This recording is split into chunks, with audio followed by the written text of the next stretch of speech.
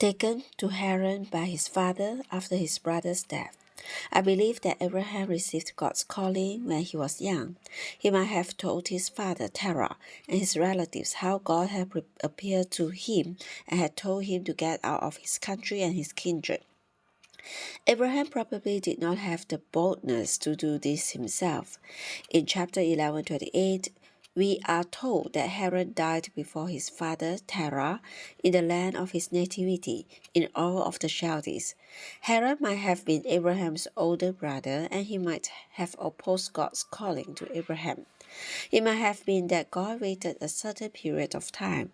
When Abraham still did not take any action, God took away Haran, the opposing one. Haran might have been Terah's eldest son. The eldest son's death might have been a warning to the father not to tarry any longer. The name Terah means to tarry, to delay, or to be laggard. Terah took the whole family, went forth with them from Ur of the Chaldees, and dwelt in Haran.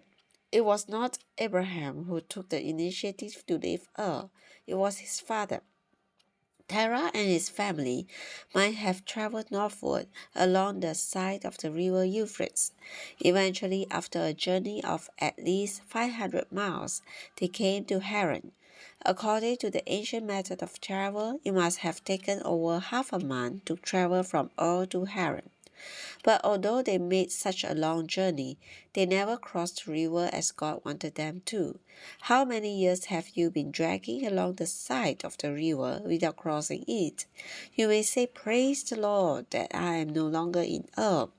Right, you are not in Ur, but you are still on the other side of the river. Even in the church life, you have been journeying along the riverside without crossing the river. Many of you have journeyed northward, but are still on the other side. But even this journey northward was caused by God's doing.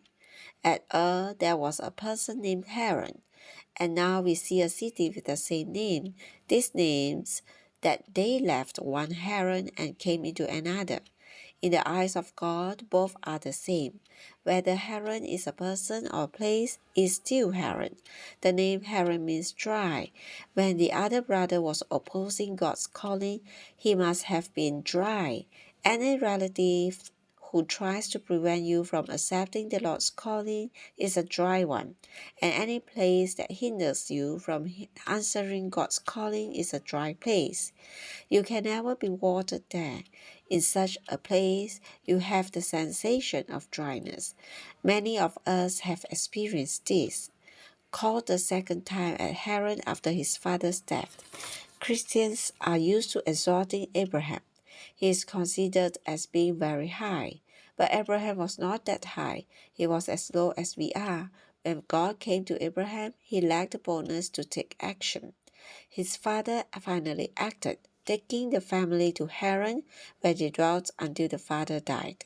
Then God appeared to Abraham and called him again.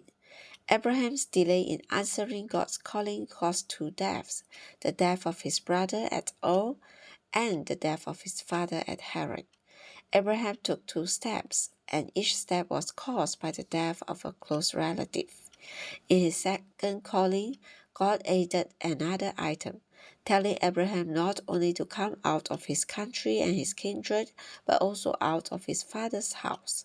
This means that he was only allowed to bring his wife with him, not any member of his father's house. God's calling was more severe the second time than it was the first time.